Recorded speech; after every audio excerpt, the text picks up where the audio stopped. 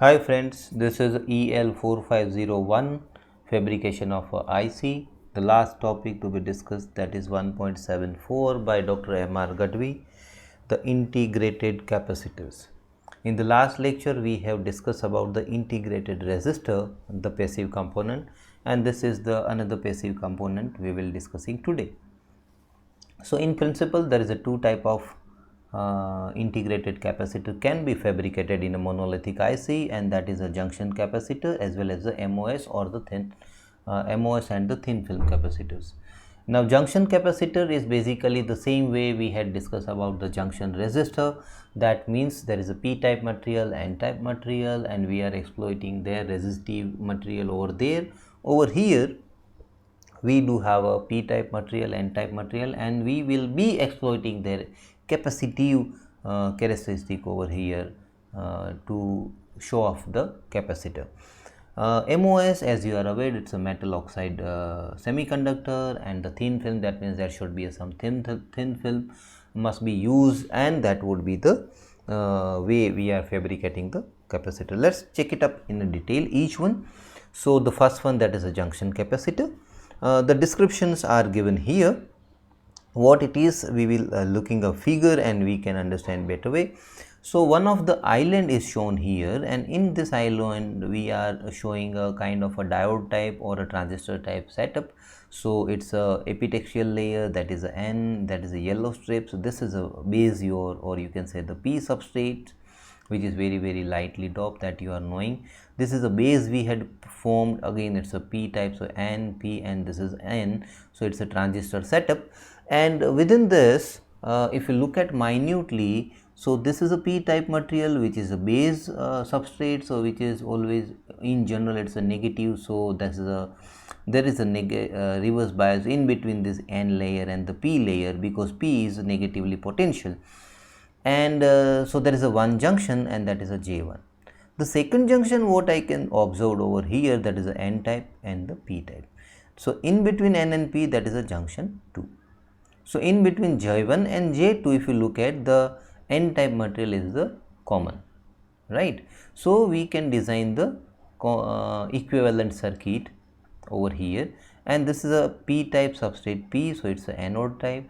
The another upper P is over here, and the N type is shorted in between, so represented as a cathode. So J1 and J2 is like in series, and they are connected like this. So in between 1 and 2 terminal, you are using the J2 as a capacitor, so it's a C2, the capacitor what we are looking for. And the J1 is an inevitable capacitance and unavoidable capacitance in between the substrate and the epitaxial layer, and that is a C1.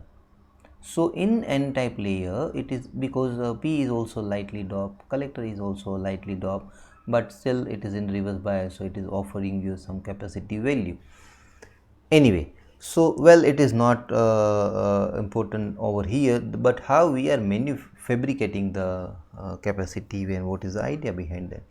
So this is one of the terminal which is connected to C, and the junction between p type and n type, which is exploited as a capacitance for the provided by the setup.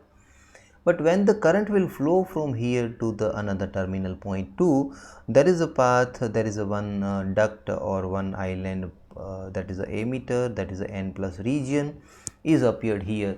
So in between this to this, there is a some resistive component added by the n plus channel, and that's why some resistance is there, and this is R is offered by basically n plus channel of the fabricating transistor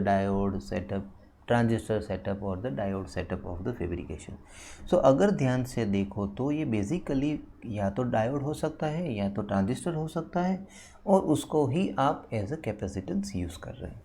Am I clear? So here the some capacitive measure they have given 0.2 picofarad per square mil की ratio से capacitive value आप generate कर सकते हो. The another methodology to fabricate the capacitor, that is the MOS and the thin film. So commonly used capacitor is the metal oxide semiconductor, and this capacity value having a better result compared to the junction one.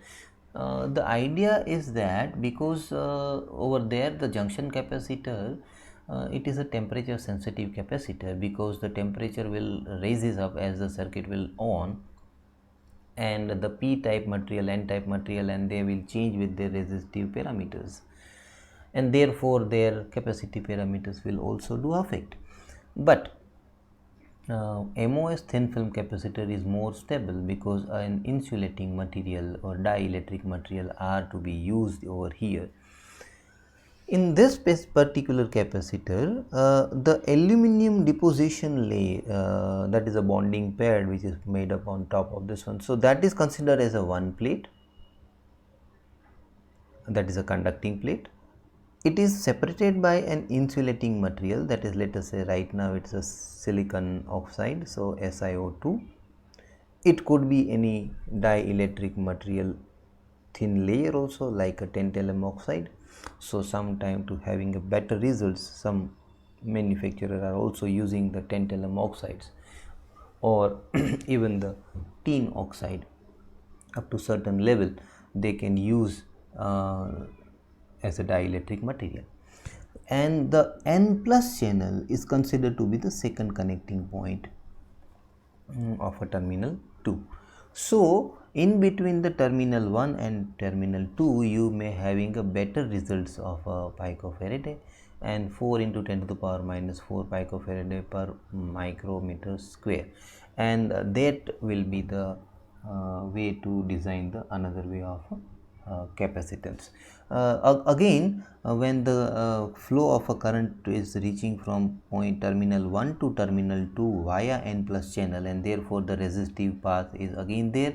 So as we have seen in the previous circuit, the resistive path is because of N plus channel, so here also the N plus channel, so more or less this same, but here the N plus channel is very small, so cross sectional area and the overall area is less, so resistive path is little bit enhanced over here 10 to 50, but the here the cross sectional area is quite large, so the resistance path will be decreased. But anyway, overall improvement is observed in the MOS and the thin film capacitor.